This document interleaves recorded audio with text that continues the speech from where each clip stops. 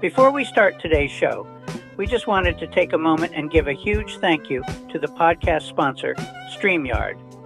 With StreamYard, you can stream directly from your browser, create a broadcast, show comments on screen, and see all of your comments in one place. With StreamYard, you can record HD video and audio. You can even go live with pre-recorded videos. Save, rewatch, and download past broadcasts.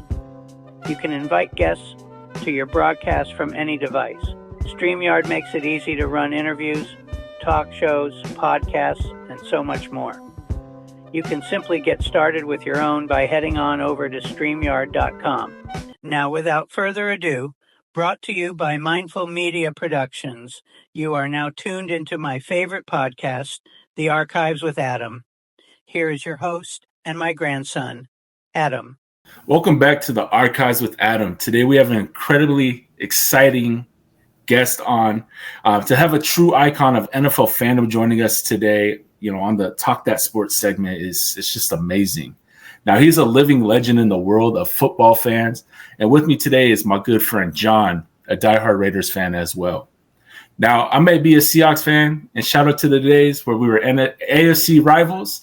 But today it's all about celebrating one of the most passionate supporters of the black and silver. And if you're a football fan and haven't heard of the Violator, you might need to check your fandom card. Now, known for his legendary costume and unmatched enthusiasm, the Violator was the first NFL fan ever inducted in the Pro Football Hall of Fame, a true testament to his dedication. So let's get ready to dive into the credible journey of the Violator, Mr. Wayne Mabry. Welcome to the show. Thank you, gentlemen. Thank you for having me, and go Raiders. That's right. Go Raiders. I'm a little outweighed here. Again, I'm a Seahawks fan, but, it's all about having good, fun conversation and things like that at the end of the day. Absolutely. Now, before we dive into the sports side of things pretty deeply, again, this show is called The Archives with Adam. And what that means is that this show is about highlighting you as well as digging into your brain archives. Oh, I love it. There we go. So being inducted into the Pro Football Hall of Fame is a milestone that not many fans get to achieve. Now, that makes you a trailblazer in NFL fandom. How did it feel to be acknowledged by the NFL with such an honor? And what does that induction mean to you and to other super fans? Let's see. Off the top, just having my name put in the running by the great Howie Long was an honor in itself. He drove out to my house to officially nominate me, and during that whole voting process, man, my head was spinning with all of the years of history that he and I have as player and fan, and just my whole journey culminating into that one moment that I'm going to get, my blue jacket and the ring. So it was quite the journey, man. And the day of actually going and getting enshrined by David Baker, man, it was like watching a football life of a player. That sounds amazing. I mean, I can't even fathom that, and I'm sure it took you a little bit to get adjusting to, right? I'm still floating from it, bro. You don't come down from that flight, and by going in like that, as I call myself an ambassador. So that allows me to further spread the message, about fans loving their team, whatever team it is, and being committed to whatever that is that you want to express. My character is just an expression of how I feel on a daily basis, but I can't walk around every day looking like that. Okay. That'd be pretty cool if you could. Yeah, it'd be amazing to do that every day. Now, John, I'm gonna pass it over to you. Let you ask a couple questions. So, Wayne, I can't imagine how, being inducted into the Hall of Fame must have felt, and just feeling that kind of sense of like gratitude and kind of like a sense of making it. And I think your induction is a recognition of, your years of being passionate and being dedicated, like you mentioned, and then just being loyal to the Raiders. So looking back, what do you think set you apart from the other super fans, and what led to that incredible honor to be inducted? Wow, as far as what sets me apart, John, I can't say that I have anything more different than any other diehard fan, but I know that it's passion driven, and you can't coach passion, you can't buy passion. That's a God given, just spiritual thing that when you share that and you feel that coming back at you, that's the energy that you love being around football, or any other sport. It's when you get that reciprocated back to you. That way, it's working, whether anybody ever says it or not. The fans feel it, and that's my gift, man. I love being around people and inspiring people to not only come out to the games, but be an active participant in the game. It's like the old gladiators in the ring. That's the way I look at football right now. That's awesome. Yeah, I feel the same way. I've been to a few games out there in Vegas since they moved, and it's hard not to be active in the stands, right? Yeah, well, it's there's an entertainment aspect, and what I'm talking about is that old Oakland field where the fans were like, we call them, they were smart fans, and they knew we were like that 12th man, no pun intended, Seahawks, but we are like that 12th man, and knowing when to raise the energy, and players have told me that they feed off it. So I know it's not bullshit when you ask fans to actually get involved and raise your voice, man. That's, we're not throwing tomatoes on the field, but that voice and just that energy can be enough to make a difference in 4th and inches or a touchdown. So I've seen it happen, but there's different levels of fandom, and we have to respect that. I have a tendency to, I know I'm at that upper peak of it, like almost insane, but there's a controlled madness with being that way that energizes other people, man. And that's what I enjoy doing when I'm out there as a Violator, just energizing the casual fan to maybe bring their game up a notch. I love seeing that. Yeah, that's awesome. So the achievement, that you have hit with being the first fan inducted into the Hall of Fame has had a ripple effect across, the entire fan base. How do you hope your induction inspires other fans who are just devoted to their teams, whether it be the Raiders or, Seahawks, the Patriots, the list goes on. Personally, I think that would be the best thing that the Pro Football Hall of Fame and just National Football League in general could do to kind of like not so much honoring the fans, but recognizing the fans for that dedication. Because I'm sure every team has a mantra or being committed to what we do, and that just comes with the shield naturally. Commitment to excellence. And, my job right now at this later stage of my career is like to plant those seeds in the younger generations. I want to see, I already know several generations, but I want it to continue even after I'm gone, man. Just that, oh man, this guy, when fandom comes up, I would hope a picture of me or my name would pop into the conversation at some point. Okay. Now the next set of topics I want to talk about is going to be the love for the game and the team. Your love for the Raiders is more than just a fandom, and we can hear that with everything you're saying now. It's a lifelong commitment. Can you share the story of when your passion for the Raiders first ignited and what drew you to that team? Oh, I love that question, man. Here we go. I was about 12 years old, and I was the type of kid that was always into gladiators, knights, anything like medieval. I still watch to this day, and I'm turning 68 here in a couple of months. But when I saw the Raiders playing the Chiefs, and mind you now, it's on a black and white TV, so all I saw was like silver and black and white. So they were knights to me. I didn't even know where the hell they were from, but I'm like, whoever the Chiefs are playing, that's my team. I saw a close-up of the shield, and two swords, brother, love at first sight. It was like I'm married at 12, and that's my soul. That's been my soulmate ever since. So that's where that passion comes from. Now, I'm back in Mississippi, mind you, at that time. So my first quest was, how in the hell can I get closer to that team in California, So my favorite subject was history. So anytime we talked about the West Coast, I was locked in because I'm looking for any clues, tips, or any shortcuts to get there. So that was my quest upon graduating from high school, was to get out here. But my mom sidetracked me 2 years to go through J-State. So by doing that, I got to meet Walter Payton, Jackie Slater, Robert Brazile. I knew him personally. So that inspired me even more, because that was like watching gods walk around on campus, and then when they stepped into the arena, they were just dominant players, man, and they would talk like you and I on campus.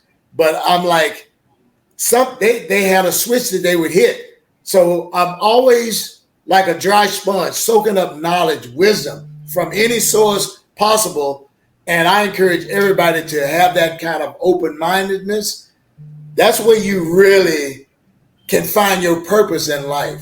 And that makes life fun, man. Once you have a purpose, every morning that you get up, something, I call them missions, something to accomplish, it's full steam ahead, man.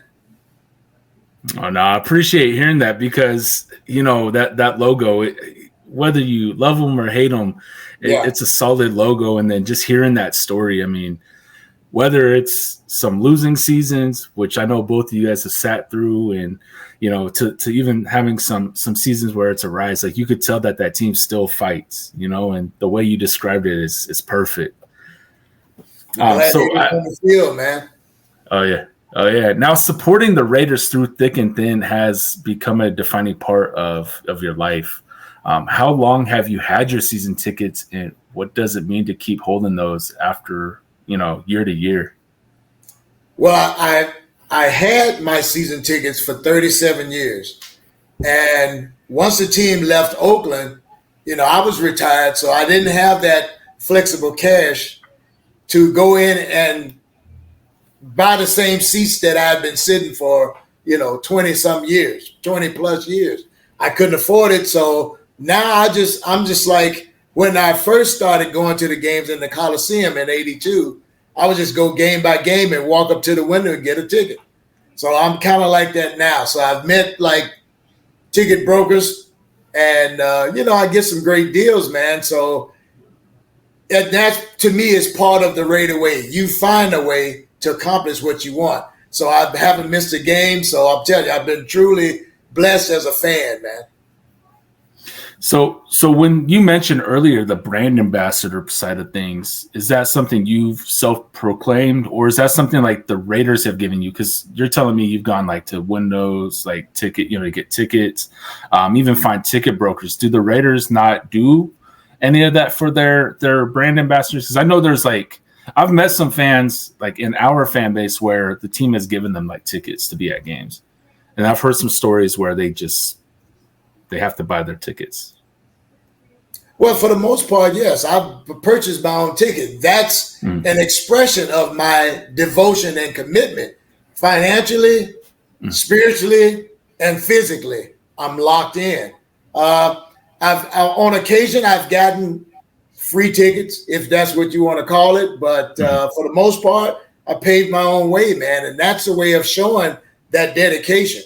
And sometimes it meant slacking on a bill. But hey, that's what it meant. That's what I did.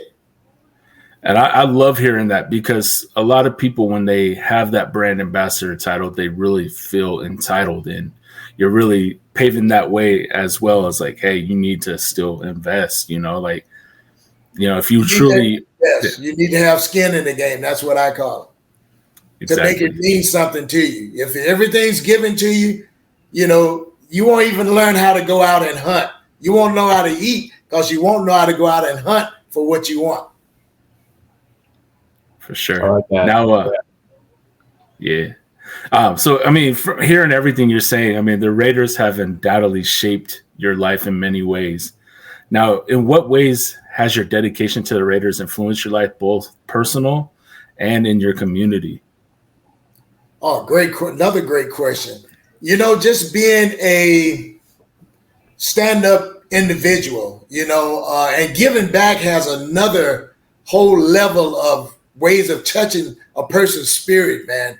I love volunteering. Like I work with a lot of youth, and these kids are battling cancer or autism, other childhood disorders, man. And once I got involved with that about 8 years ago now, that again is another layer of that purpose that you got something to do every day that you wake up, and watching these kids, man, can't not being able to be a normal kid because of their illnesses, man.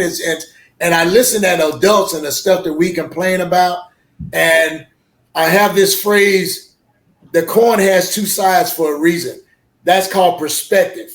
Now, when you see one side most of your life and you think you got it tough, sometimes all it takes is that coin to flip and you see the other side for you to appreciate where you are and where you want to grow from that point. And that's what I try to do as far as me volunteering time, because you can't put a price tag on time, but time has an effect on everybody that you give it to. So that, like I say, it's very spiritual, but it's not anything like man likes to look at. What's that worth?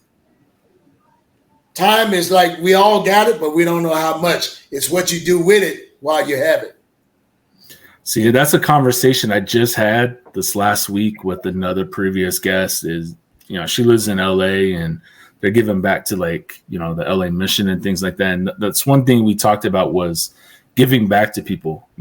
Time's passing by us very quickly. What does it hurt to truly give some time to make somebody else feel good? You don't have to get back financially, but you can get back with the smile. You could get back with the helping hand, right? Absolutely. Absolutely. It's the little things that complete the puzzle of life. The little things that most people brush to the side or brush under a rug somewhere. Those things are the important stuff, because without those little ingredients, the picture's not complete. It got holes in it. 100%. The one last topic I wanted to touch on was, alongside your love for football, you've also ventured into cigars. You have your own cigar out. What inspired you to start your own line of cigars, and how does that connect with your persona, the Violator? Another awesome question. Now I get to plug my uncle. I was about 15 years old. I used to throw newspapers with my uncle, AJ, and old Navy guy, and he would always have a short stogie in his mouth when he picked me up. And, I'm just, curious, because it was like he was relaxing as we're tossing these papers. So I'd ask him one day, hey, why do you always have that cigar? And he would say, hey, it relaxes me. So I'm thinking, oh, another way of relaxing. So he asked me if I wanted to try one. And of course, I said, hell yeah. Didn't know a damn thing about it, but other than watching him. So my first cigar, I inhaled it, which I advise anybody, what level you are, do not inhale cigar smoke. Too strong. But the flavor, you're smoking that for, and I'll hope my foodie doesn't come out as I'm describing all this, but there's flavor in what you do with a cigar. It's all about flavor. So, I would be on social media talking about cigars because I love talking about them. So I got approached by a manufacturer who said, a person of your stature shouldn't be plugging somebody else's cigar. Why not plug your own? And I will make a special blend for you. Now this is over the phone, so I'm thinking, okay, here goes another scam. And I kind of ignored it for a couple of weeks. The guy was persistent, which earned my respect. I'm like, this guy must be trying to get this message to me. And once I responded, the conversation took off. And to this day, like say 5 years running, that's one of my blends right there. That's one of my favorites, man. V57. All of them have my image on it, and 4 different blends. So, people have to get a hold of me through direct messaging or whatever, because they're not for sale on a website, but they are for sale. And, I free shipping, so I'll give you all the info. Whoever wants them, contact me directly, and we'll start that same conversation. So, like say 5 years I've had this going, man, and it's now that I can't go to a Raider game without carrying my cigar case. And I kind of love it. It's another level or another ingredient to mix in with everything else that's going on. But you're meeting people and you're conversating with people, man. That is the magic of a journey of life. Who you meet and what's spoken about.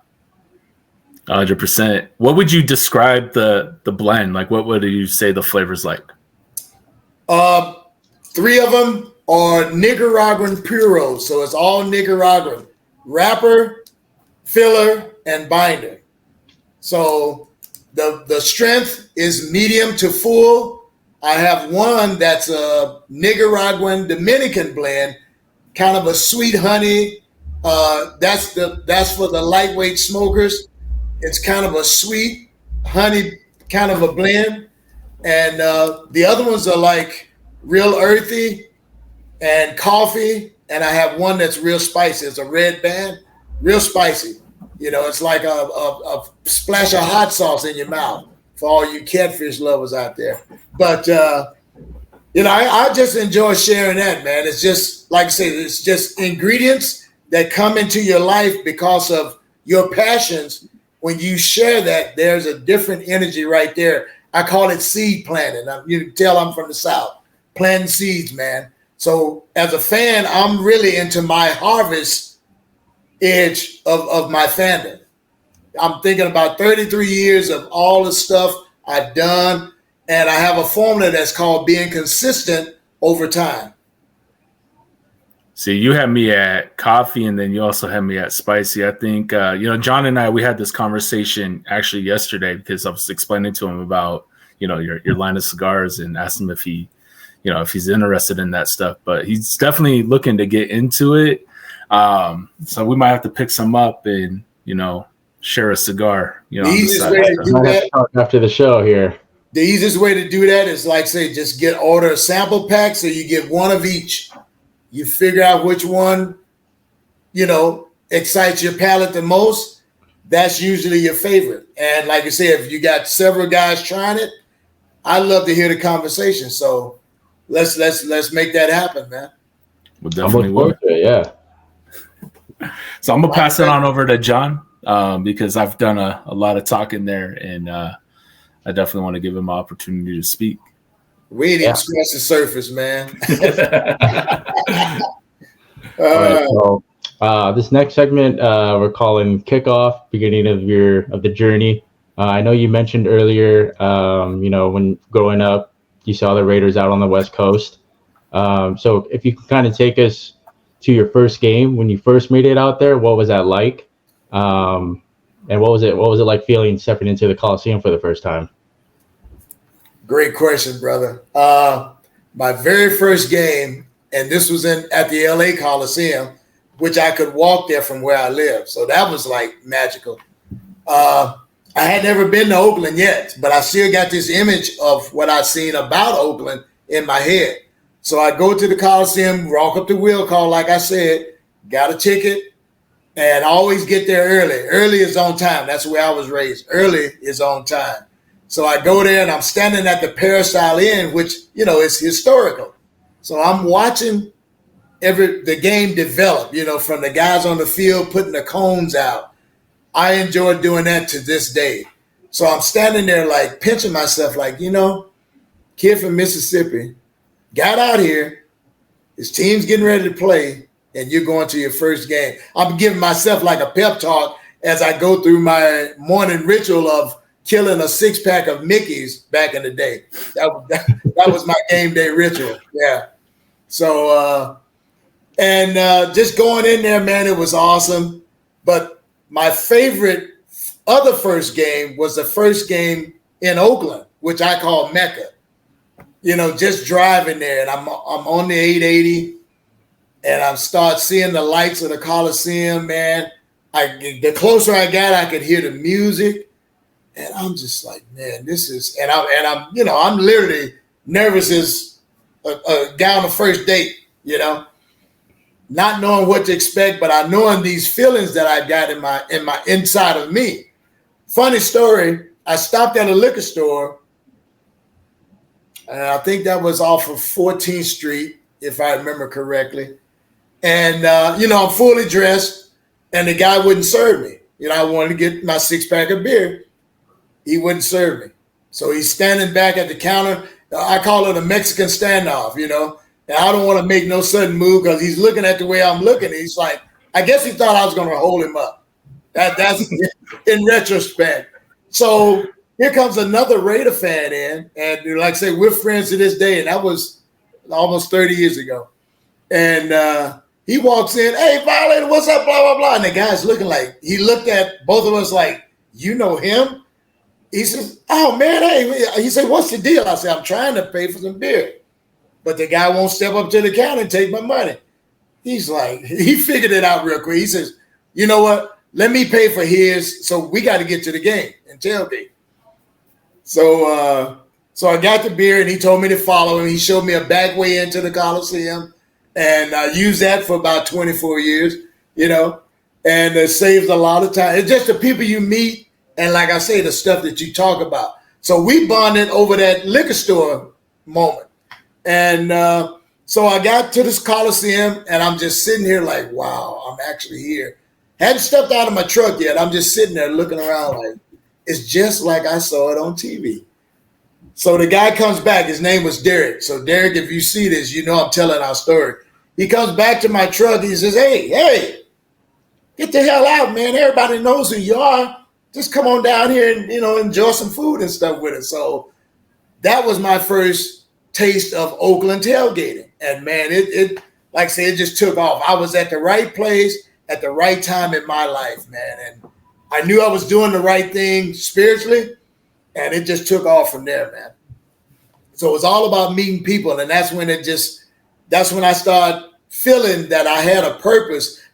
You just have to hone it, like a diamond. You got a lump of coal here, and there's a brilliant diamond in there, but you can't see it. So you got to chafe away all that excess. So over the years, that's what I started doing, just chafing away, man. And now it's like a polished, people ask me, do I rehearsal what I do? I'm like, I'm doing me on game day. I don't need a script for that. I'm straight out the car, man, and go. Yeah. Let's go. But, it works, man. And it's just something that with that game day, like going up yesterday, it was just you're heart pounding, and, people can laugh either way, but the diehards know that we all go through this same deal. Now, as far as Raider fans, I've got a term I call Raider 2 doses. That's a terminal illness. There is no cure. You can only treat it. And that's getting to the damn game.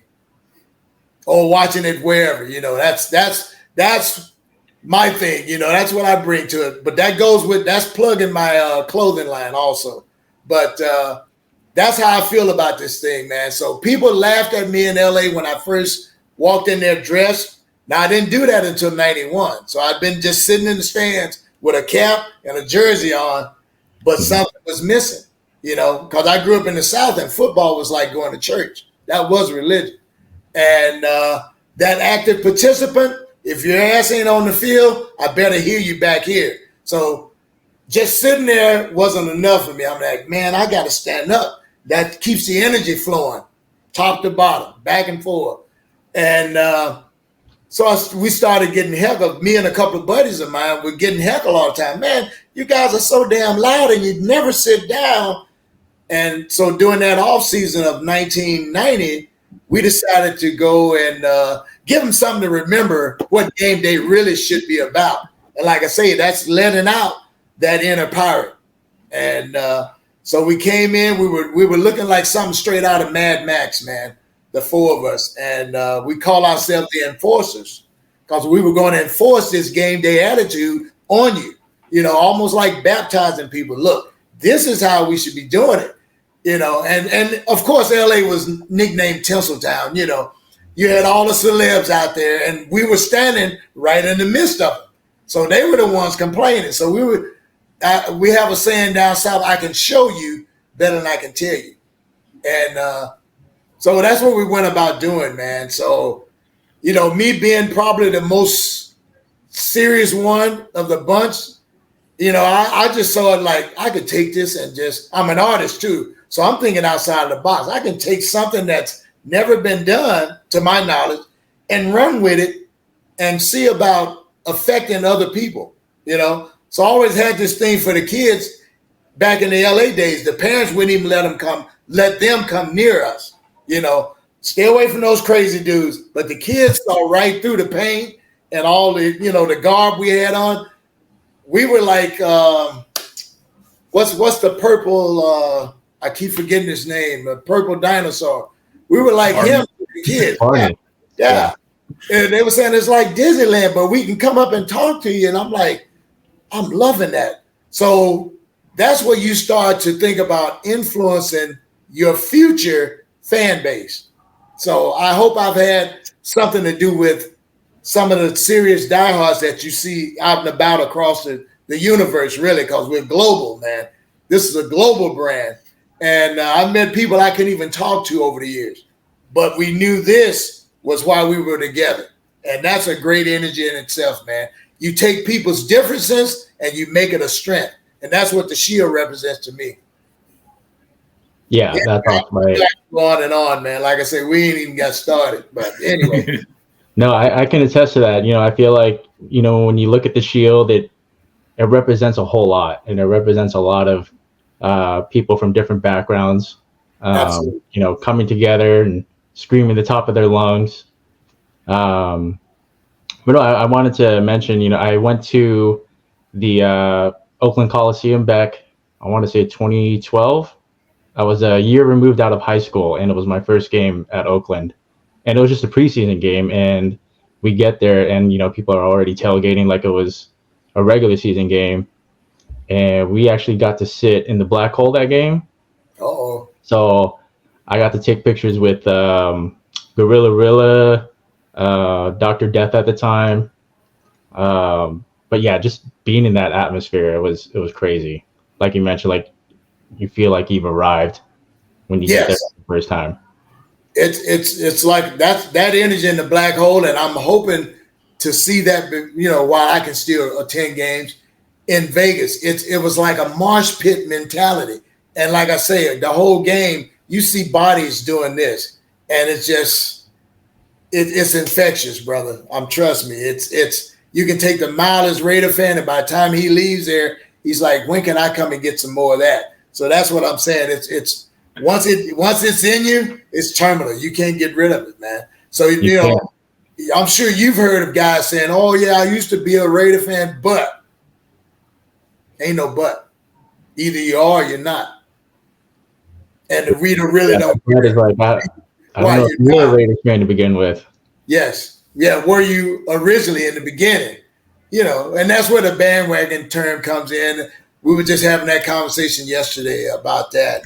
But I'm a little bit slower to pass judgment because, like I say, I've realized there's about I won't say how many layers, but there's different levels of fandom. And I've seen them all, and I know I'm at the upper extreme. And I admit that. I could be committed sometimes for the way I think or what I'm, but it's all in making memories, good memories for the other fans that attend the game. That's really what it's all about. Yeah, that's awesome. So you mentioned when you went to the Raiders game in the Coliseum in LA for the first time, you were wearing a jersey, you were wearing a hat. When did you come up with the Violator persona? Like what inspired you to come up with that? The persona was always there. That's the crazy part. The persona has been there, almost like sleeping dormant. When these other three friends of mine, that's what ignited it. It gave me a reason to come to the games dressed different. And that was what it was all about, almost like setting the standards. we're pirates. We're gonna live up to that look, and we're gonna act like it. But we're not going in putting hands on other fans. We're just showing them something visual that you can never unsee. So that's what that was about. Now, when you were a kid, did you see something to kind of inspire the look? Oh, plenty of superheroes, man. That's me. I'm a superhero nut, man. So, I took from everything from Wolverine to Sugar Bear and combined all of that together, man. But it's a fusion of football player, pirate, and superhero. That's pretty much my persona. I agree. So for super fans, like yourself and 12th Man with the Seahawks and all these other fan bases, to them it's not just a hobby. No. I guess it's a way of life that touches every aspect of your world. What ways for your love of the Raiders affected your life outside of football? Outside of the game, there's been some ups, some good times, and some bad times related to that love of the Raiders. And, I'm on Marriage 2, that first one. Just it wasn't meant, even after 21 years of it, that love kind of drove a wedge. And once, you know how a tree is, once you started splitting and all you need is a little bit of pressure constantly and it just breaks apart. I lived that and I've gone through it, but it never affected that marriage of me and this. It even made it stronger, and it made me dig in kind of like a tick does on a dog. When he bares his head, that's when that dog's in agony, man, because he can't scratch him off. So that's the way I did. I just dug in. I'm all in now. So, my second wife now was my first date. I took her to a Raider Charger game at Qualcomm just to see if she could handle what a game day was. And, we've been together 24 years now. So, hey, it works. That's awesome. Yeah. It's just finding the right person. People throw around soulmate. I even mentioned it earlier, but it's a soulmate is something that makes you complete. That yin and yang symbol that's shaped like that for a reason. Once it's connected, it's magical, man. That's awesome. Yeah. So for this next part, I think Adam is going to be taking over first half. Yeah, so establishing as a super fan, but I wanted to ask before that because John asked you about the persona. How long does it take you to get ready on game day? I mean, to get into the Violator with the makeup, putting on all the get up there. I'm going to throw a couple of flags right there. There are two things that kind of raise my eyebrow. First of all, it's war paint. War paint, okay. It's not a costume, it's a uniform. Okay. So, two factual things. It's about a 2-hour transformation. It's not me getting dressed, it's me transforming. Because like I say, that persona is locked in here right now looking at you guys, but he can't come out. The painting up is a spiritual way of releasing him. And it's kind of like, I explain to people kind of like I can feel my eyes roll back as I get to that final stroke of the paint. Homeboy starts to speak. And it's just, he's only out for a short time, kind of like the Incredible Hulk thing, Once that adrenaline's gone, I go back to me, man. So I kind of love that, man. It's like I say, that's that perspective thing. I can see life from both ways, and it affects people different ways. But you fuse all that into that same body, that same spirit, and you just make it work, man. It's almost like a gift, man. So all the other super fans, like I say, I tend to use an ambassador for me. I don't feel like I'm super in any aspect, but as an ambassador, I'm definitely what do you call a lifer and dedicated to the cause. Like I say, I want to leave a legacy with what I've been doing for more than half my life. So I want it to mean something, when I'm not here. So that's what I'm thinking about. All leaving footprints through the whole journey.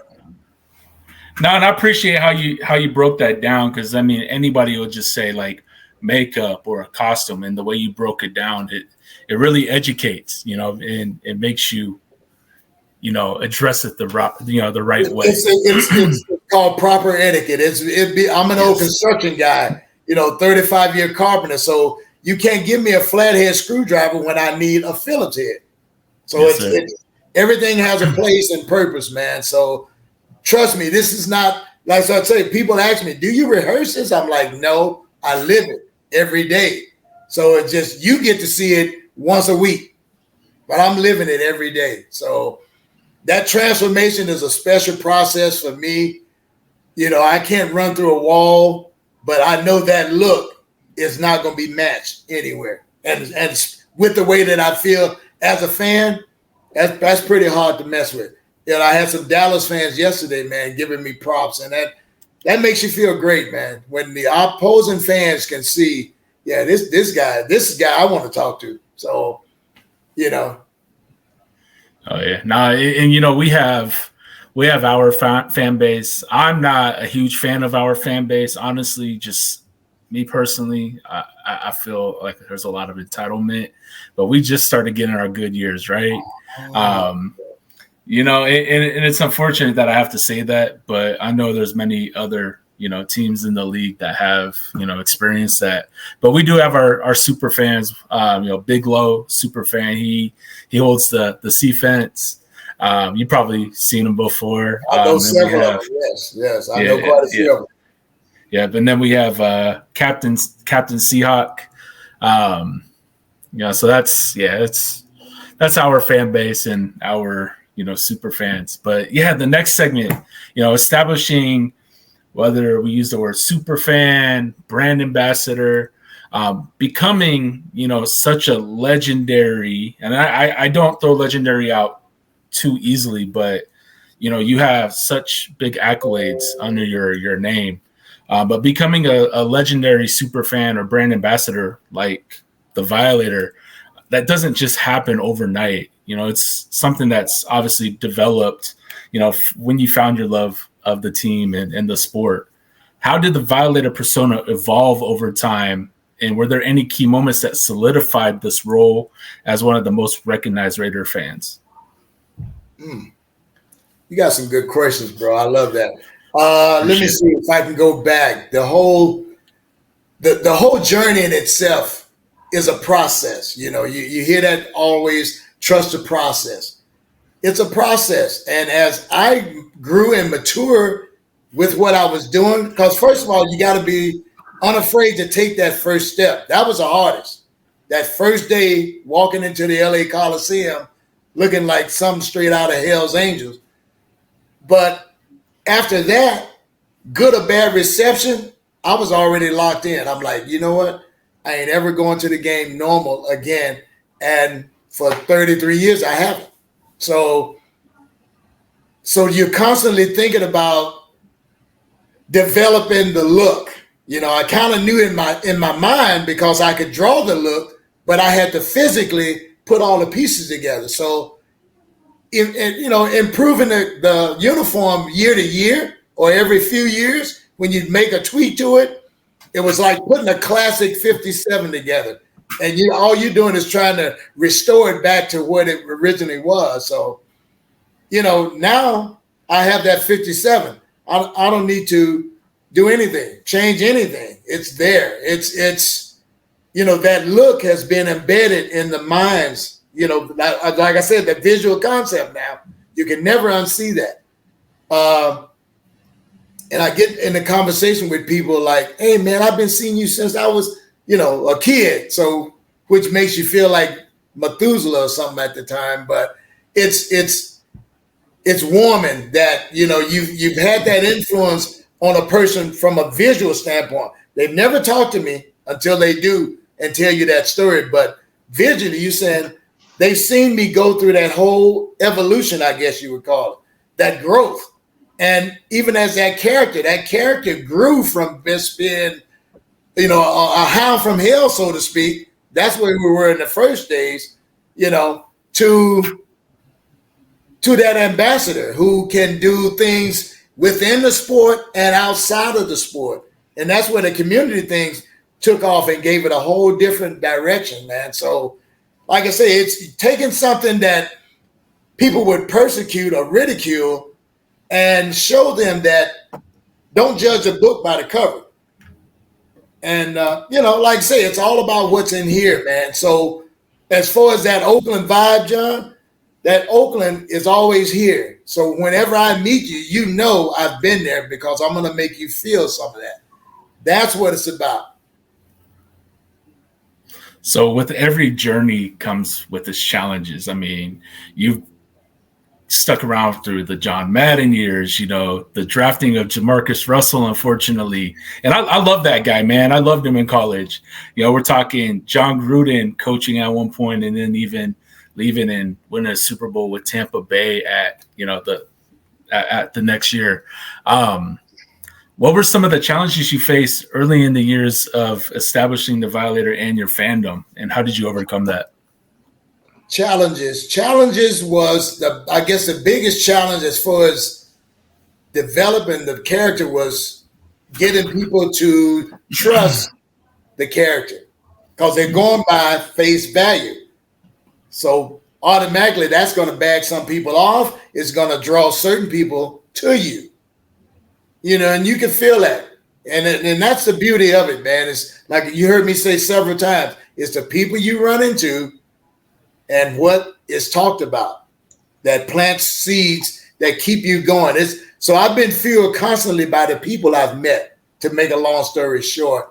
Like I say, earning that the people's trust, earning the organization's trust, because they called me in after a game and had me to take the paint off and go to a dinner with the players after a game in the LA days just to see who I was, because I refused to let people around me sit down. So they were curious about what was driving me. So once I started talking like I'm talking to you guys, and I had a vision of it happening and all around the whole Coliseum, that was the vision I had. And they were like, wow. So they watched me from afar, and so it's been that kind of relationship until lately. Now with the move to Las Vegas, total, it's a new frontier. That's the way I look at it as a fan. New frontier, uncharted waters. So what are you going to do? You're going to try to set up shop and bring that culture there, because I'm knowing there's been a handful that came to Oakland, but as far as us being like in town all the time, they weren't used to that. So it's over the 4 years I've seen that relationship kind of starting to change, and I want to be a big part of that. Just letting them know that, look, we are great people. We're family people. We're really family-oriented people. That's the magic. That's what makes it work. So you hear me mentioning generations. See, I just see it. I've seen it now, 3 generations that I know personally. And just to be able to talk to one family and just go down the generations, and the story never changes surrounding what this is all about, man. That's like leaving a legacy behind, man. That stories will outlast us. You shared a lot of amazing things with us, and even wisdom for being a fan, and I have my fan base, you guys have yours, and obviously you guys know the rich history with yours, and then we as a fan base, we're still really trying to establish that. I feel like we don't have something like the black hole. We got our fans in the stands, and they're there when we're winning, I feel like. And then just unfortunately over the last year, it's kind of been, dying out. But, it's great to hear those stories as a different fan looking in. Oh, yeah. But like I say, it's we've been talking about my journey, but the whole time I'm looking at the black hole visually, looking at it. That's a feeling. You really can't describe it. It's just something that you can't unsee once you see it. You cannot unsee that and unfeel that. Whether it made you nervous or you felt exuberated, you can never forget that first encounter with the black hole. So now we're just trying to grow new chapters of the black hole. It's almost like branches on a tree. That's what the mission is now. Just develop that, and we're already that shield's recognized worldwide. So now that whole black hole, we just want to put a big hug on the whole fan base, because it's about that family atmosphere. We welcome anybody who says they bleed silver and black. That's what it's about. All right. So my last question for you before I pass this back on over to John is, looking back, the memories from those early days, I mean, they must have been filled with incredible memories, and moments. What are some of your most cherished moments from those early years of your journey as just a fan? I had most recently on my show, I had Lincoln Kennedy, and I know you're familiar with that name. Good friend, yeah. We've talked, and he shared with some those times that he spent over in Oakland. And being that we're both based in Washington, John and I, I'm a Husky fan, and I know a lot of Husky players have ended up on the Raiders, so that's been pretty cool to kind of follow some of those guys and learn about their careers. But what are some of the memories that you've cherished the most? Let's see. Just as a fan, right? Yeah, as a fan, and I mean, just even, just yourself. Let's see. Let's go back to that first Raider game. That's always a standout, because I still hear myself standing there talking to myself like I'm a third person or something. Meeting Al Davis for the first time, that was like monumental. First game in Mecca, in Oakland, that was monumental. Let's see what else I could go. First TV commercial, that was monumental. I'm like, okay, so now corporations are recognizing something here. So that kind of cued me into the whole, media side of it. And this was way before social media was even around. And Howie Long gave me some tidbits about that. He says, yeah, I noticed the TV cameras finding where you are. He says, keep doing that. One day they're going to be eating that up. And lo and behold, he nominates me to go into the hall for the same thing he told me to keep doing. So that consistency over time, that's not just something I pull out of my butt. That's a formula that I've been using the whole time. Just staying consistent. Whether good years and bad years, it don't matter. This never dips. Straight.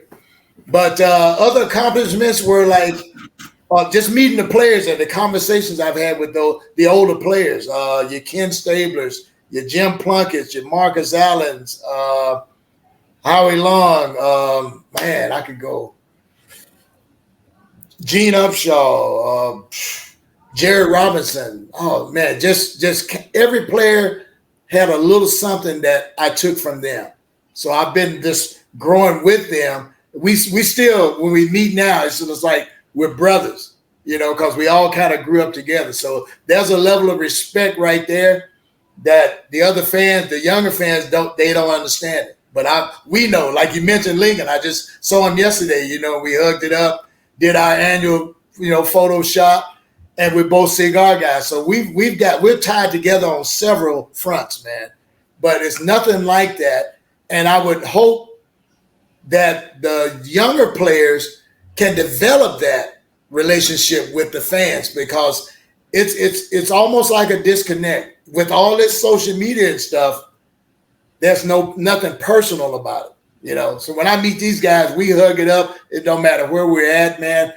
That makes me feel great, And I mentioned Ken Stabler. He was the one that told me, look, if you're gonna do this thing, do it right. Take that torch and hold that fucking torch high, because you're representing not only you're representing all of us. So that kind of was an eye-opening moment. And I never forgot that, man. We were at the Hilton, night before a game, and that's when he dropped that on me, man, and it just sent chills down my spine. So I know that was like a message, and that was a message from one of the Mount Rushmores of Raiderism. And so I took it to heart, man. And that's what I say, that just made me lock in more. And I was totally committed from the get-go. But everything that I've gone through, it's like iron sharpening iron. Every little bad spot made the great spot even greater by going through that bad spot. And it also tests your loyalty. So like Coach AP said, my resume is on the field, my resume is in the stand. So there you have it. John? That's awesome. Pass that on. Yeah. So my brain's kind of scrambling right now. I think, getting to talk to you, hearing all these stories, it gets me really excited. Appreciate it. Just hearing stories of how when you met Al Davis, Howie Long inducting you into the Hall of Fame, and him, or I guess having it come full circle when he told you to do it a certain way, and looking back at that moment, and then standing up there and he's inducting you. It's crazy. I kind of wanted to go back and touch on, you mentioned the new chapter being in Vegas and everything. I felt, the crowd and the atmosphere hasn't been the same since moving from Oakland. What do you think, I guess, will help get us back in that direction? What do you think is, I guess, missing, or do you see that actually getting closer to being what it was in Oakland? As a diehard, John, you have to believe that it's possible. There is a difference because of it's a cultural difference. Oakland was like a gritty lunch pail town, man. That's what it was. And the team reflected that attitude. Now moving there's a lot of glitz and glam that I still have to get used to myself. But you're in the entertainment capital of the country. So that kind of goes hand in hand. And they've bought in, otherwise that stadium wouldn't be there. But it is there. And that's part of Al's original dream. So we're witnessing his dream coming into fruition. Now, as far as the crowd, there's a process that I'm calling we have to educate them. And or when I first started as Violator, my saying was I was going to infect people one at a time. So we have to infect them one at a time with Raider 2 doses. So they know what it is, because it's a feeling that comes from within. Not what you put on, comes from within here. So, while I can still do it, that's my mission every time I go there. Is to leave somebody with that infection. Yeah, that's awesome. I can appreciate that. As your relationships with the players in the organization, you mentioning that, what about your relationship with Raiders fans and, fans outside of the Raiders organization with, the Seahawks, Patriots, all those other fan bases? How's that evolved? Let's start with the fans of other teams. It's a brotherhood, if you will, sisterhood. It's just a fraternity, man. It's the best fraternity around, because all it costs you is your commitment, your energy, and your time. That's it. And it's like kindred spirits, I call it. We're kindred spirits. We're all connected to this football thing, but we all pick our flowers off of that bouquet. Each team is a flower, man. So we pick that flower you like, you ride with it. So as far as the Raider Nation fan base, at this point, I almost feel like one of those old uncles, man. I have conversations like we're doing right now on a daily basis, and it never bothers me and it never tires me, because it's like I say, sharing stories. History is stories. Stories will outlast us. So there'll be some guy's grandkid that will come up and know stuff about us that wasn't even around, that wasn't even born. So, with the fans, I get a lot of younger fans like, man, my pops told me this and this, I said, yeah, I've been doing it before you were even in the world. So that in itself, man, is something to take account of, that level of influence in a positive manner, man, that like say, all of us are bonded. I'm connected with people on social media, and just to message another fan, taking that minute or whatever it is to answer them goes a long way. And I make it just part of me to do that, acknowledge them when they reach out, any way I can, just to say, hey, I got your message. Hope you're having a blessed day or whatever. Keep your head up. We're going to get through this thing. So it's almost like being a mentor, or not a parent per se, but like that confidant that I'm going to always spit it at you in a positive light, even in the darkest of times. And we've seen some in my lifetime, especially. Last 20 plus years have been nothing to brag about, but we still honor this. Yeah. Again, I really appreciate talking with you today. Again, just hearing all these stories, like it's crazy to hear. I recently finished, I think the book, it was called Badasses. It was about John Madden and those Raiders. I've got that So on my getting to hear, that you've had interactions and relationships with those guys, it's crazy. I guess my next question, other than, going to the Coliseum for the first time in LA and then going to, like you said, the Mecca in Oakland, are there games throughout those years that are the most memorable? I know for me, I'm only 31 years old, but the games that I've really remembered were, of course, the Super Bowl run back in 2002, 2003. Okay. And then it's kind of a random game, but Terrell Pryor's 93-yard run against the Steelers. Were there games that really stood out to you that you've memorized or have been most memorable for you? See, I'll start with LA again. Back in those days, I think the Broncos were our most ferocious rivalry. And I remember playing them 2 weekends back to back, one regular season, and then the next was the first playoff game. And this is the playoff game. This guy came, landed in the Coliseum, center of the Coliseum, with a big fan strapped on him. We call it the Fan Man game, man. And just watching security attack this guy, and it was just like, this guy float. We could see him coming. I'm like, what is that? He's got a big fan on him and just guiding it. I'm like, so when he landed there, man, just to see security attack this guy, but he knew that was his 15 minutes of fame. And like I say, what we're still speaking of, and that was probably 30 years ago. But that same game, an all-out, like a bench clearing brawl.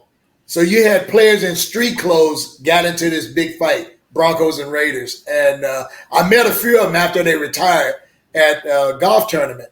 And we just shared those stories, man. And they were always intrigued by how intense I was. And so they would come and warm up down where I was to get me amped up, which got them amped up. So the lesson is, don't poke the bear. So I don't give them any energy. I just stand there and stare at them and let you figure out what I'm doing. So, like I say, it's the stories, man. It's the people you meet. Let's switch it to Oakland. Oh, that AFC Championship game was the best because I didn't have tickets. I didn't know I had tickets to the game until the morning of the game. So I'm living in Rancho Cucamonga at the time. And I got a call from the front office to get there, get a flight, and get there because they had tickets at will call. And that's about the fastest I'd ever gotten dressed in my life. Flew out of John Wayne Airport. I know you guys probably not familiar with the name, but I flew out of John Wayne Airport. Had never flown out of there before, but that was the only airport where I could get to the game before the game was over. And I come in, fully decked out. And this was after 9/11, of course. So as soon as the people saw me, there was a hush over the whole Southwest terminal. Just got quiet. And I knew they had spotted me. And so I get in line, just incognito. So there's a few women in front of me who were saying that they weren't getting on the flight if I was on that flight. So they took me out of line to go through security. And of course, I'm hearing this over the attendant's shoulder phone. So they got me through security, hid me in the back of the plane, and told me to stay standing back there until everybody got on, so nobody would see me actually on the plane. So that was a memorable game in itself. I think the one after that stood out to me, wow. The game, I think, against the Colts where Derek broke his ankle. And that was a terrible moment, man. And I think that shook us because that was a playoff year for us. You know, offense and defense, special teams, all clicking.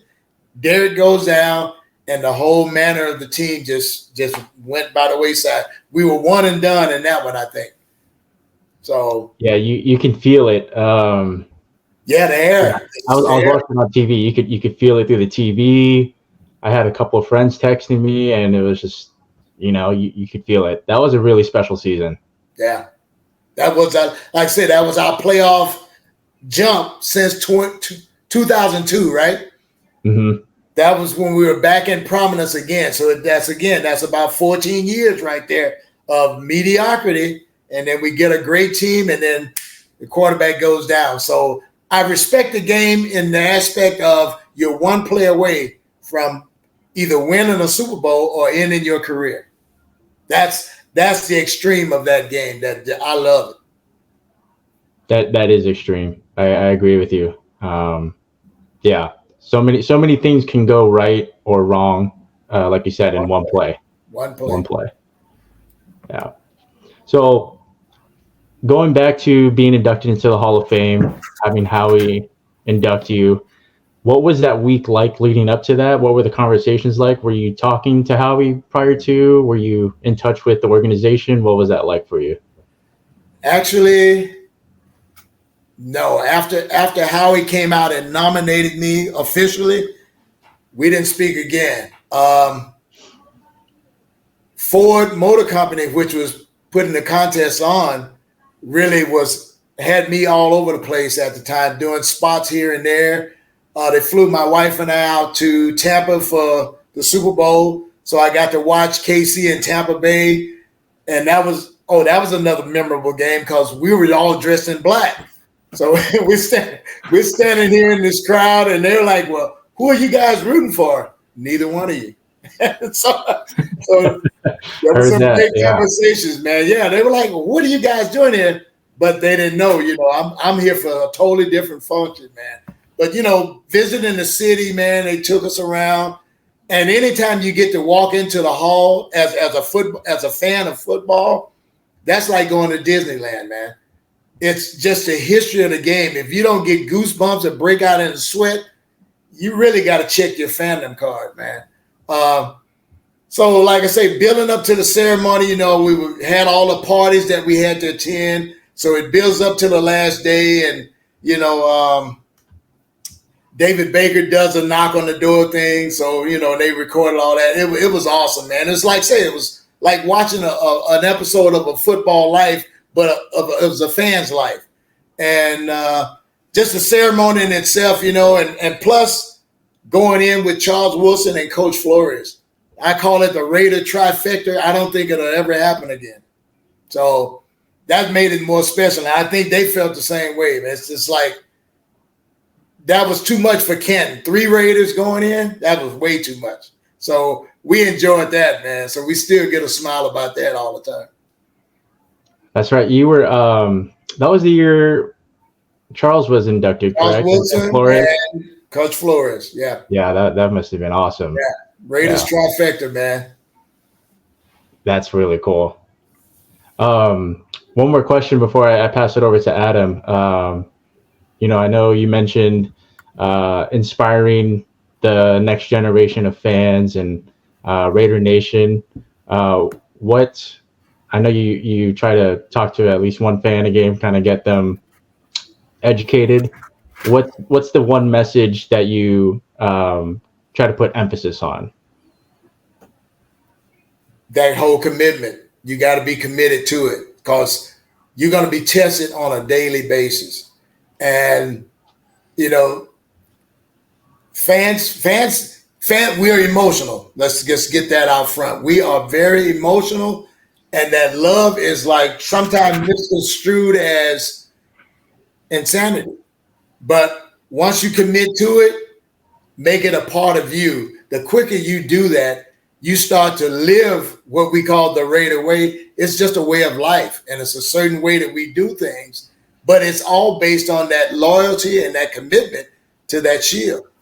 So that's basically what my conversation is about, that you will be tested, and those that know will know how deep you are and how committed you are by your actions, not so much by your words. Yeah, we're very emotional. That win or loss on Sunday can impact my whole week. Yes, definitely. Let's talk. Like me in the construction industry, I had to go through getting heckled by every other team there. They just loved it, but they were hating on the fact that I just gone to the game and I'm still back at work. That was the commitment to my craft, so to speak. I'd never let the game cause me to miss work, because it's always about that paper at the end of the day and that commitment to whatever you're in. That's Raider way. That's it. So we're approaching the second half. I mean, we're just a couple ways away from the final whistle. But I want to talk about the move to Vegas. The Raiders move to Vegas, as a fan, for me, of even like, again, at the Seahawks, just hearing that was going to happen, because we lost our Sonics at one point, having to face that as a city where we had, again, we have the Mariners, we had the Seattle Sounders, but basketball was huge for us. So losing that when I was in high school was heartbreaking. But for you guys, losing the Raiders to Vegas was a significant moment for all fans, especially for somebody as dedicated as you. What were your initial thoughts and emotions when you heard about the Raiders moving to Vegas? Now let's set the story straight here. There had been rumors for at least a good 6 years after they had moved back to Oakland that they were going to move again. We didn't know where. It was going to be Carson at one point, where the Chargers and us were going to share this brand new arena. That got shot down. The whole Vegas thing was, to me, it was like I told you earlier, it was like me getting evicted, and I've been paying my mortgage for years, on time, faithfully. And that was a realization that the way I attend games is going to be a little different. So that was, like you said, gut-wrenching. But the fact that they were leaving California was the biggest hit. It's like, okay, Nevada, but what the hell's, that's a desert. Pirates need to be near water. But, that's just me again. That's the emotional part. So I'm thinking this is going to be different. And, Vegas is kind of like it's big and lights and glamour, but it's a small town mentality when you get to know the locals. If they don't trust you, ain't no business happening, man. So, like I said, what's exciting now is going there, and every time you go, there's a different. You can tell that it's spreading. Whatever it is, that Raider spirit is spreading in the community. They still not believing like all of us old diehards, but it's a new chick in town, so to speak. Just like they're courting the NBA team there right now. And the A's will be there in 3 years, I think. So it's going to rival New York, from what I'm hearing from corporate people there. It's going to rival New York as the sports capital of the world. So I'm hoping to be around to see that. I've already attended a draft there. It was off the chain, man. Just, watching the draft on TV and being at the draft, totally different animal, man. But so some good stuff with that new frontier. Like I say, the stadium would never been built like it is. That's a friggin' Taj Mahal. So whatever fan you are, I say go and do the tour. It's beautiful, man. I toured Dallas Stadium when it was first done, and got to meet the architect that designed it. So he found out I was in the construction industry. So we had stories behind the main stories with the tour group. So it's just inside stuff, man, that just gives you a perspective. When I see that stadium, I know stories when it was being built, just from meeting this one guy. So it just, perspective is everything in life, man. I don't know if it's just coming with age, but like hearing a lot about how things are built, how the ideas come about. My best friend, he's a diehard Seahawks fan, season ticket holder, and we were downtown Seattle at one point. He's like, that building right there, that was from the maker of the World Trade Centers. And you look at it, it's like, man, I wonder how you came up with the idea, because it really looks like it. But when I've gone to Vegas, I've seen the crater in the ground. I got to walk around the stadium as they were building it, so getting to see some of the construction happening at that time. And even then, seeing it after it was built. So I kind of got to see the different stages. I mean, it was really exciting, and it really, as a football fan, got you excited for obviously the new beginnings, as well as, to just see what the city holds for it. So that leads me to, with the relocation, it brought both challenges and new opportunities, especially for the fan base and fans such as you. What do you think some of the pros and from this were? We could talk about the cons, but what do you think some of the pros were? Pros right off the top was it took us as an organization from being several $1 million to billions. So that right off the bat was an economic jump. So now, I think we're respected as one of the billionaire clubs. I'll just say clubs, So that's an echelon within itself. The community of Las Vegas embracing the team to even bring that stadium to be into fruition. Economic value as far as jobs, influence on the society, what that team gives back to the community, it's a win-win situation, man. So those are the pros. And the pro is we have a luxurious stadium that can last for years, man. Multi-purpose and just state of the art.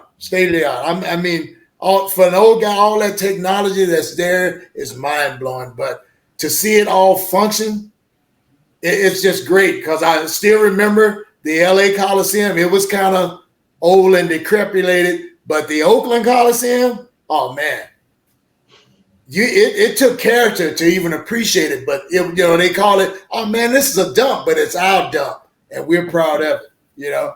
So every time I go by there until they tear it down, man, you just get those memories just flush back up, man.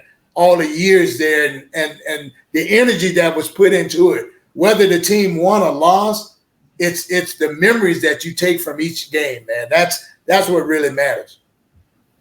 And it's also like that portion you were talking about, a gladiator, Colosseum, you look at the Colosseum in Rome, it's just same thing, right? But it makes you feel, exactly, you feel it. But I also feel like a con for the Raiders moving to Vegas is you would think that would kind of be more like uplifting, right? With a whole new change of scenery, unfortunately, but also it's kind of like a facelift, right? You get a whole new stadium.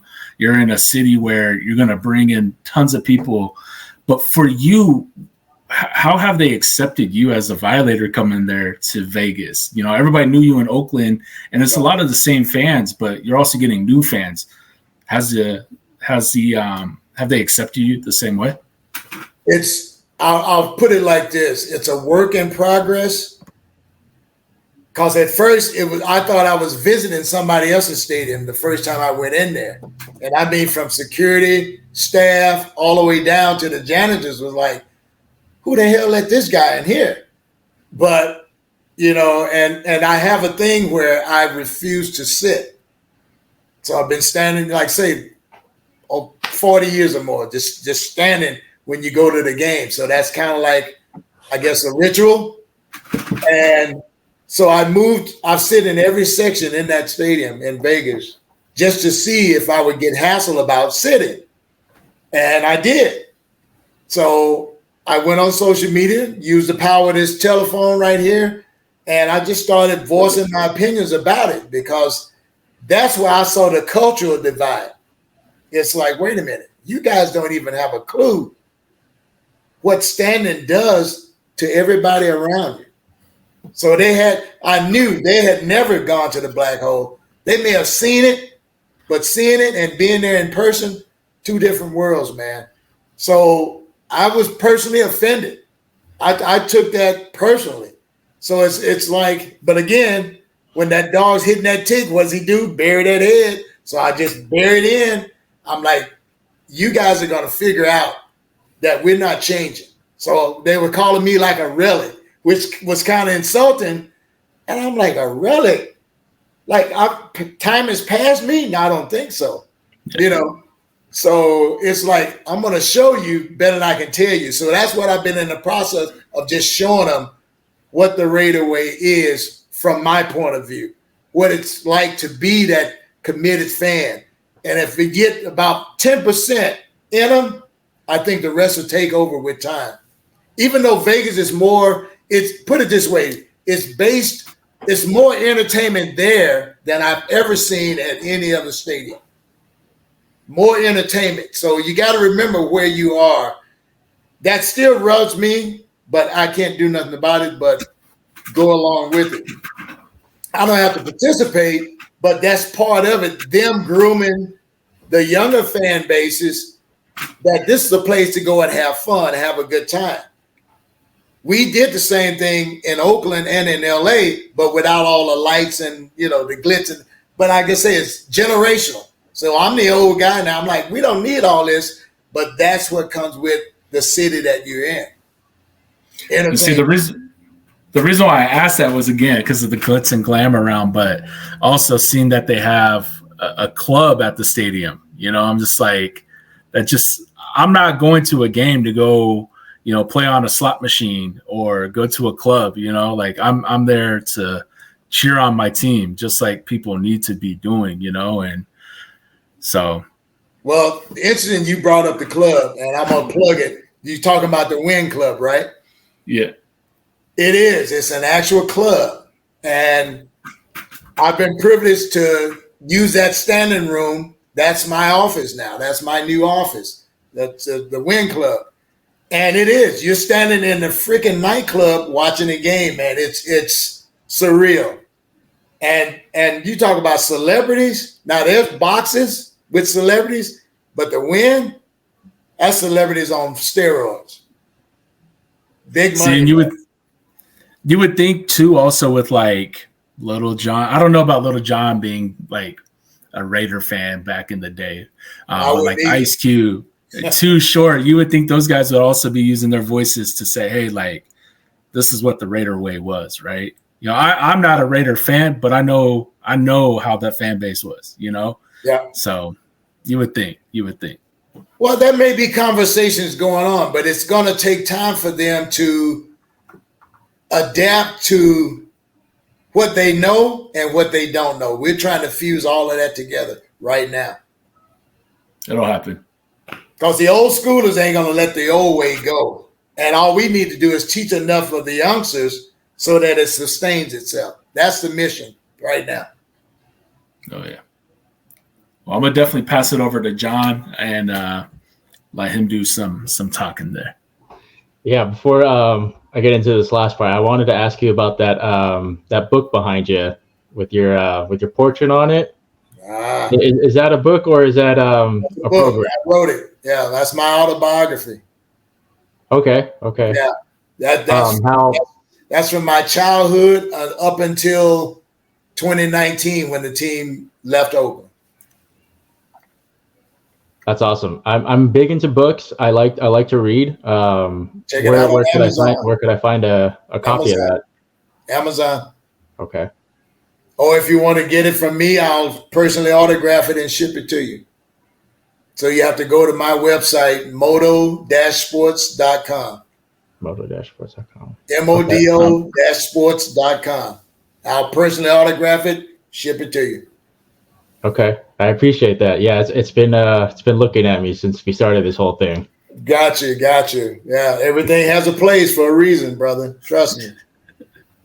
So, wanted to get back into the time being in Oakland. What was it like being at that very last game? I know that year before, right? They said that was going to be the last game, and then a year later they renewed, and then found out the Jacksonville game was going to be the last game. I actually had tickets to go to that game, but I couldn't. I wasn't able to get out of work the last second. What was that game like? What was the atmosphere like? What was it like when they unfortunately couldn't get that W against Jacksonville? Man, you talk about, and I think I've explained this on a couple of shows. It was like going to a wake, and for a family member, and then the way the whole day ended. So that was an outpour of emotion amongst us. Once we knew today after the day, it'll never be the same. So I was calling it end of an era. And I think I mentioned it in the book, end of an era. So we're into this new era now. But that day there were tears shed, grown men crying on each other, myself included. I felt, like I said, that was the day I felt like I got evicted, and I've been paying my mortgage on time for 37 years, man. So it was, and then to lose a game to Jacksonville. I remember them booing Derek when he went towards the black hole after the game, and it's just like, this thing has really just, that was the lowest of the lows when you're booing your quarterback. So it was emotional to say the least. And, that drive home, that 6.5 hour drive back home, man, was one of the roughest, man. And like I say, just the thought of that still brings up those feelings. But, with life, growth is progress. And that's where I try to get my head around it right now. That organization has already taken leaps and bounds of where probably never would have achieved if it stayed in Oakland. It just wasn't to be. And that was issues that were a higher pay grade than any of us on this call right here. And but it's business. And fandom and business, that's a strange marriage, but you see it happening every day, every facet of the world. Sports and fandom. There's money there, but there's emotion there. And like I said, you can't buy passion. You can try to pay for it, but you can't buy that, and you can't coach that.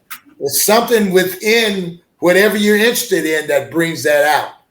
And the people that own these corporations, they know that. So it's almost like you feel sometimes like they capitalize on that passion, but at the same time, to not let that passion out would be doing the sport that you love a disservice. Yeah, I agree. I think Mark Davis still gets too much flack. I think at the end of the day, the move to Vegas, he was really, interested in our future. He knew something wasn't going to happen in Oakland, unfortunately. And, me personally, I would have loved for them to stay in Oakland. LA was like a 1B for me, at least stay in California. Yeah. So, when they decided to go to Vegas, I was really mixed on that. So I guess, in what way do you look back on the Coliseum? What's something that you can take with you that you'll always hark on? Oh, man, that's a great one, brother. Look, all of my years of standing right there at the tunnel, anything that goes in and out of there, I saw it, probably had a few words with it, and that goes from owners, players, coaches, and other fans, celebrity fans, chit-chatting with them back and forth over the years. Even Coach AP, I used to yell at him every time the Giants came there. So I got a chance to ask him, do you remember me getting in your face every time you come out of the tunnel? He's like, I heard you every time. But at that time, I didn't know he was a Raider fan inside. Yeah. It would have been a different conversation. But I'm attacking those colors. So that's kind of interesting. Every time we get together, I'll just bring that up. He says, "Oh yeah, I heard you every time." So visually, he already knew me, see. But when we met personally, that takes it to a different level, man. So it's crazy. But that for the Coliseum, just being right there where I was, man. And the commissioner of the Coliseum assigned me those seats because of that look. He says, "This is where you need to be." So, I've heard stories that they could have done the same thing there, like grandfathered me in. But it's like, you know what? With that would be other expectations. And I want to almost keep earning my way, Don't give me nothing. Just give me the opportunity, and I'll make it happen. Yeah, that's awesome. I feel like when we moved to Vegas, that transition, having Gruden as coach for those couple of years when we first got there was a nice transition because I still felt like, we still had that Oakland in us. Yes. And then, unfortunately, things happened with Gruden. And then the following year, we hired McDaniels. I felt like we drifted away, and like you mentioned with the new era thing, I feel like that was probably the furthest we've gotten from what it felt like being a Raider. And then I feel like now Antonio has really brought that back. What are your expectations for Antonio spearheading this whole thing?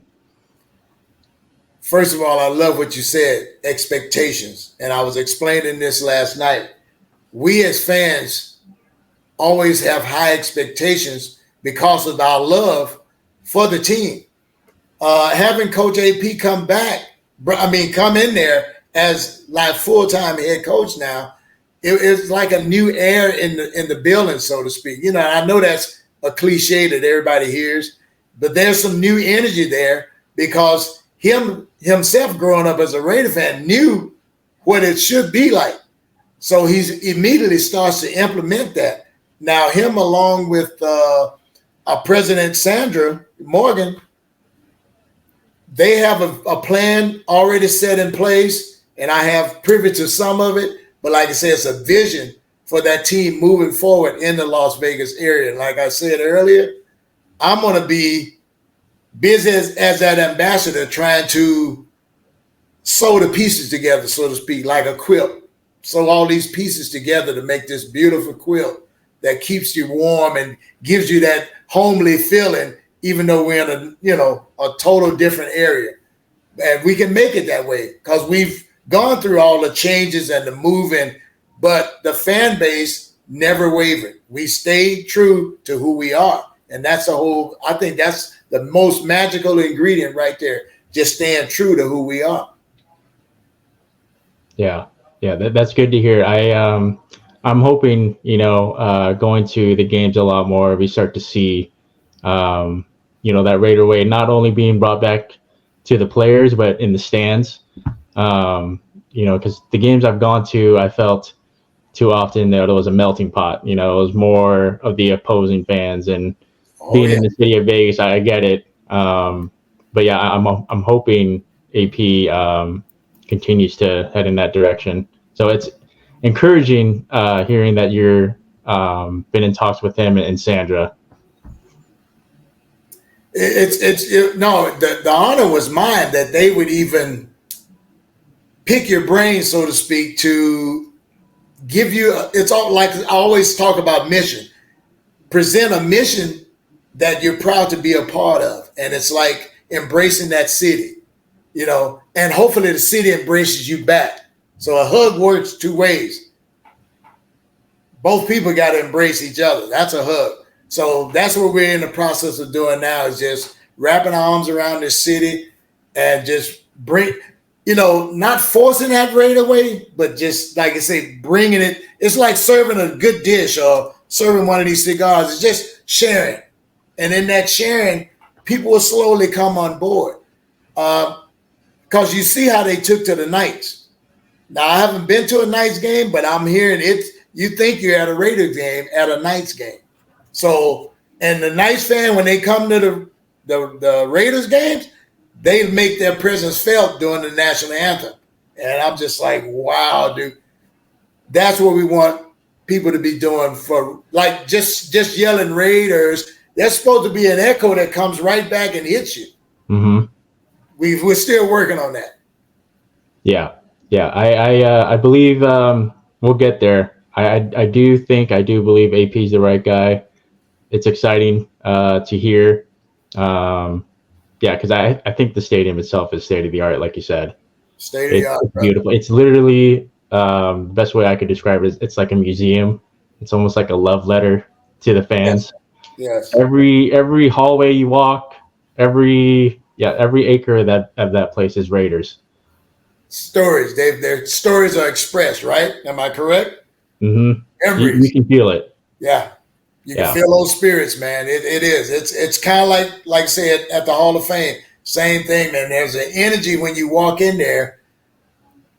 I guess if you would visit your family member at a gravesite, that's emotional. And you don't go there to mess around. That's a connection, and that special moment where you conversate with, that's what that feels like when you walk in there. Yeah. They can call it the Death Star, the Rumba, whatever nickname you want to give it. But to us, it will forever be the Black Hole, and I can't wait. Hopefully that gets named that officially. I agree. Yeah, we've had a lot of nicknames for that stadium. But yeah, I'm going to go ahead and pass it over to Adam again, and he'll wrap us up here.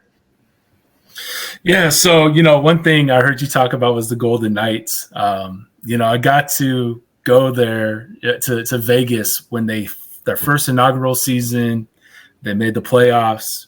Crazy historic run, right? And I'm telling you, I could tell that energy that they had, and that really got us excited here in Seattle about the Kraken coming to town. We were ready to get our team and things like that. So I could definitely I could understand when you say that energy at this other stadium, Death Star, Allegiant Stadium, whatever you guys want to call it, right?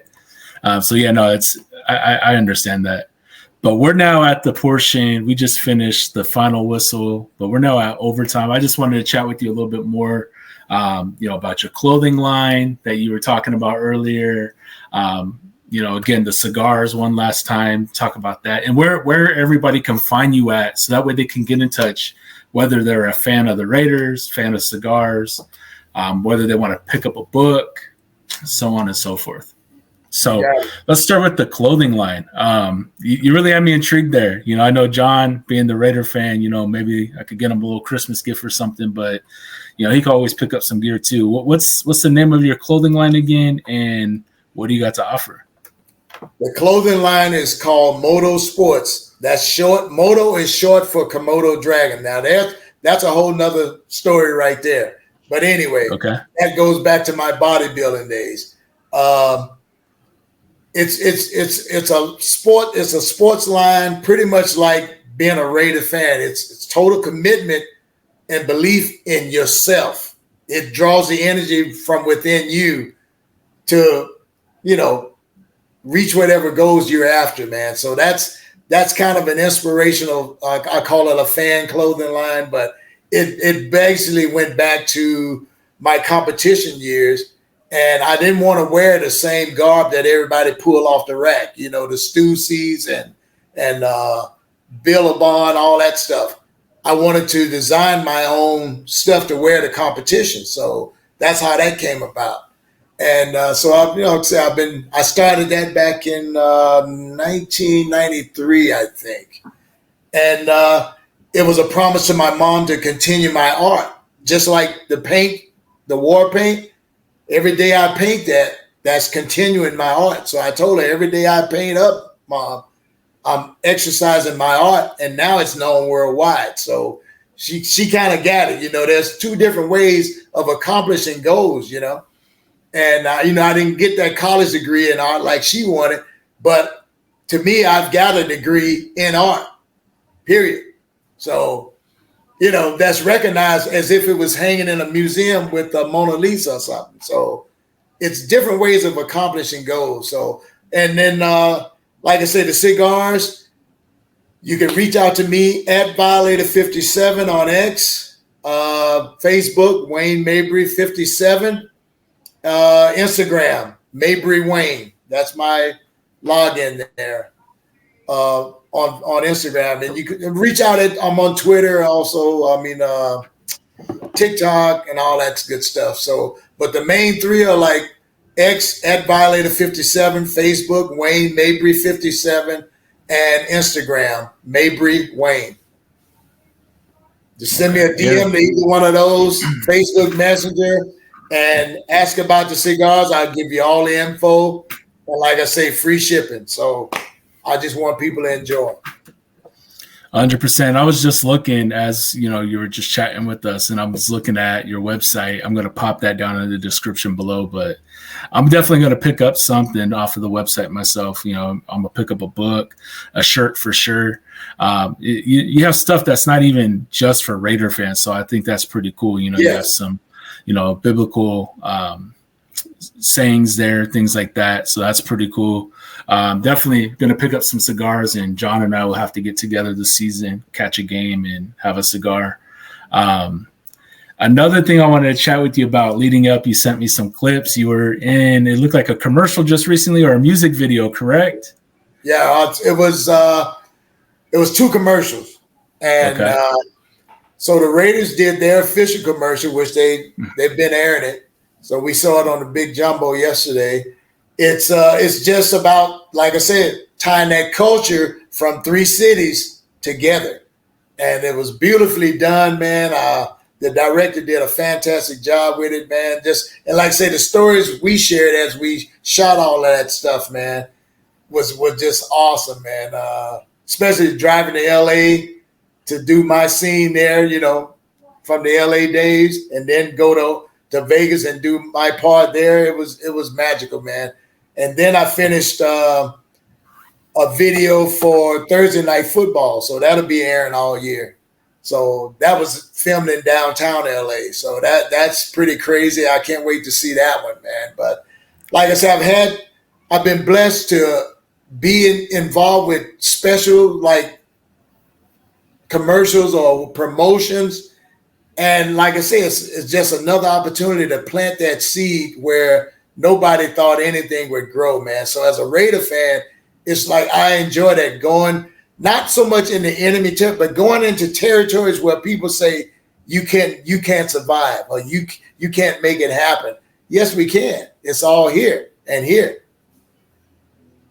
I know for me personally, as a fan looking from the outside in, unfortunately, I've seen like the losing seasons and stuff, but talking to you today, hearing about the rich history, I mean, there's so much more. You guys have had winning seasons. You guys have had losing seasons, just like any team. Yes. But just hearing all the rich history and, getting to hear it from, one of the biggest fans, the biggest fan in Raiders history, NFL history, it's awesome. So I thank you for sharing that with me today. It's been an honor and a pleasure to share this platform with you guys today. Hopefully it won't be the last, because we still got stuff to talk about. Trust me. Oh yeah, for sure. I heard you there. And no, we'll definitely set up a part 2. I just wanted to get you on, chat with you a little bit before the season. Hopefully maybe soon before the season really kicks off, we could set something up, but you're always welcome to be on the platform. And I might have to make it down to Vegas one day with John and catch a game and have to introduce ourselves to you. I would love that, man. That would be awesome, man. Hey, that would be awesome. See, you speak it into existence. I like that. Yes, sir. No, and I enjoy what I do. I chat with athletes. I chat with celebrities. And that's really what the show's about, is just celebrating everybody, you know, and not asking the same boring old questions, mixing it up and just having fun, kind of like you're hanging out with one of your homies or, your boys. I hate the word interview because it just no one likes that, So formal. We're chopping it up right now. We're just chopping it up. Exactly. And it'd be the same way if we were in person, who knows, maybe sharing a beer or, it'd probably be a whole different situation. Or a cigar. There you go. But before we wrap this up, I want to just send it on over to John, see if he has any other questions for you, if there's another topic or anything that he wants to talk about before that we really didn't get to touch on, because we kind of really got to know you as the fan. Yeah, not much to talk about. I really appreciate, again, you taking time out of your day. I know, we all have lives and we're all busy. But it was really nice talking to you today. I'm looking forward to meeting you at the Raiders game one day. But I'm looking forward to the season. I'm hoping we get this quarterback situation figured out, right? Absolutely, brother. That's the biggest worry right now. Yeah. But at the end of the day, we got to play with who we got, man. Every team has the same dilemma in some form or fashion. So that's the beauty of the season. If it was cookie cutter or paint by numbers, we wouldn't be watching. Exactly. Yeah, that's all I got. Like Adam said, I hope we can do this again. I'll definitely be in contact with you on Instagram. That's what I use the most. But okay, looking forward to trying out some cigars and getting into your book.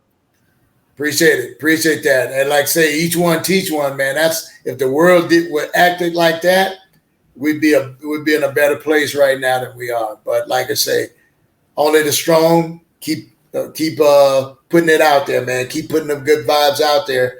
That's what it is. Consistency over time. I appreciate 100%. That. Yeah. Well, perfect. Wayne, do you have anything else you want to say before we close this out and let you enjoy your weekend? I know you just came back from the game, so. Well, like I said, the only thing I say is use your platform, man, spreading joy and positivity. Like I say, enlighten the world that we are all people and we all have souls.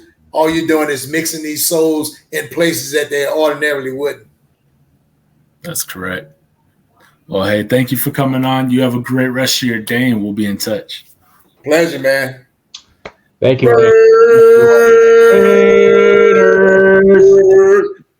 Will. I just wanted to take a moment and thank the podcast sponsor, StreamYard. Without StreamYard, none of this would be possible. I also want to thank everybody for tuning in and watching this episode, whether you're streaming it on Apple Podcasts, Spotify Podcasts, or watching on YouTube. Thank you so much, and stay tuned for many more episodes.